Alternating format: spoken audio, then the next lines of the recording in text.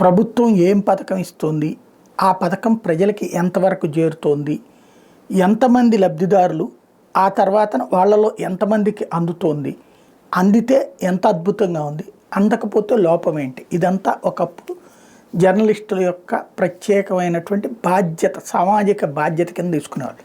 ఇప్పుడు స్వోత్కర్ష పరనింద సందర్భంలో వ్యవస్థలు అస్తవ్యస్తమవడంతో జర్నలిజం చచ్చిపోయినటువంటి సందర్భంలో తెలియట్లేదు. మనం ఇక్కడ పబ్లిక్నే అడుగుతున్నాం, అక్కడే తెలుస్తుంటుంది.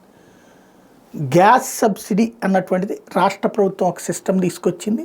ఎవరైతే గ్యాస్ ఇవాళ ఉన్నటువంటి వాళ్ళ అందరికీ వైట్ రేషన్ కార్డు హోల్డర్స్ ఉన్నారో వాళ్ళకి గ్యాస్ ఉన్నటువంటి వాళ్ళందరికీ కూడా ఏదైతే ఒక గ్యాస్ సిలిండర్ 4 నెలలకి, అంటే టోటల్గా ఏడాదికి 3 గ్యాస్ సిలిండర్ ఫ్రీ, అందులో 4 నెలలకు ఒక గ్యాస్ సిలిండర్, అంటే ఈ మార్చిలోపు ఒక గ్యాస్ సిలిండర్ బుక్ చేసుకున్నటువంటి వాళ్ళకి డబ్బులు ముందు కట్టేసేసాక రాష్ట్ర ప్రభుత్వం ఆ అమౌంట్ అకౌంట్లో వేస్తుంది అన్నటువంటి చెప్పుకొచ్చారు.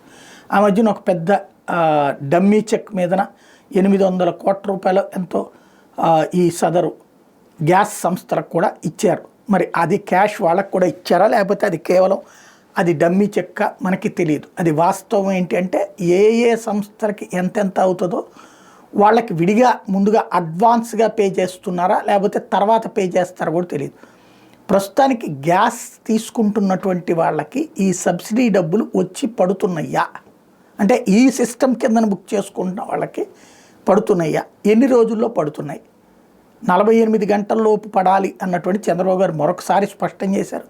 48 గంటల్లో పడుతున్నాయా, పోనీ ఇంకొక రోజు అటు ఇటుగా పడుతున్నాయా, లేదా బుక్ చేసుకున్నాక పడకపోతున్నటువంటి పరిస్థితి ఉందా, ఇది కామెంట్ల సెక్షన్లో సదరు వినియోగదారులే పెడితే విషయం పబ్లిక్కి అర్థమవుతుంది. అదే సందర్భంలో తప్పేదన్న ఉంటే ప్రభుత్వం సరి చేసుకుంటుంది.